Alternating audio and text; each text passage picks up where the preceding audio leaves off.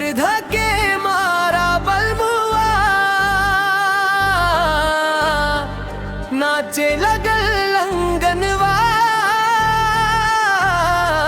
तोहरे संग बीते हर पल, लागे सुहावन सावनवा। कमर धके मारा बलमुआ, हंसी में जादू घोलेला, तोहरे बिना ए सजना दिलवा भर के मोरनवा।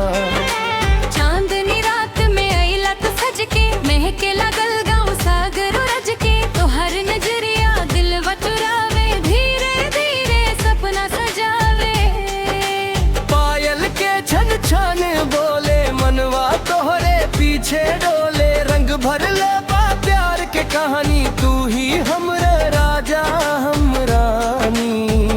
कमर धके मारा बलमुआ, नाचे लगल लंगनवा, तोहरे संग बीते हर पल, लागे सुहावन सावनवा।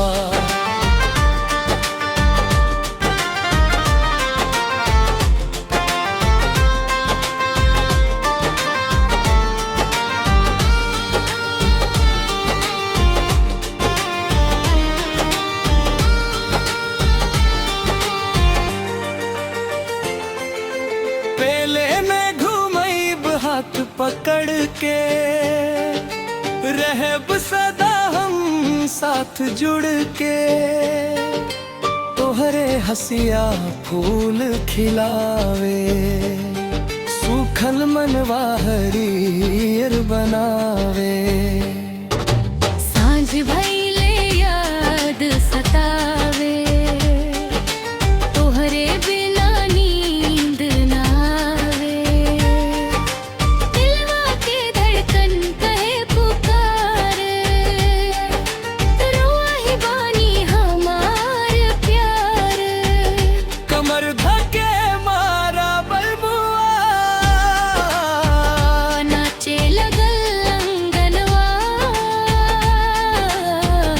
तोहरे संग बीते हर पल, लागे सुहावन सावनवा।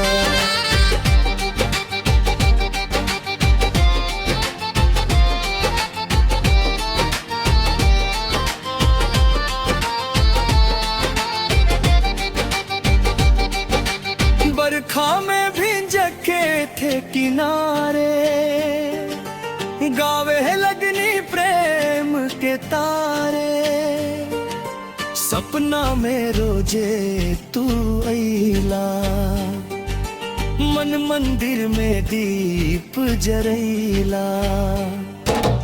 रूप तोहार सोना से न्यारा, लगला सबसे प्यारा प्यारा, जन्म जन्म के साथ निभाई, प्यार के डोरिया ना टूट पाई। ढोलक बाजे मंजीरा बाजे, खुशी के सुरवा गूंजे, तोहरे संग ए बलमुआ, हर दिन त्योहार बूझे। कमर धके मारा बलमुआ, नाचे लगल लंगनवा, तोहरे संग बीते हर पल, लागे सुहावन सावनवा। कमर धके मारा बलमुआ, हंसी में जादू गलवा, तोहरे बिना ए सजना दिलवा के ले